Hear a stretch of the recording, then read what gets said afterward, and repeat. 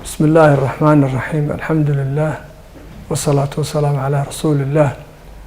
شركة تليسوم جروب waxa ay la wadaagaysaa dareenka dadkii ganacsatada ahaa ee dibta xoog leh ka soo gaadhay dabkii weynaa ee ka dhacay suuqa Waaxeen habeen hore kaas oo sababay burbur maaliyadeed oo xoog leh.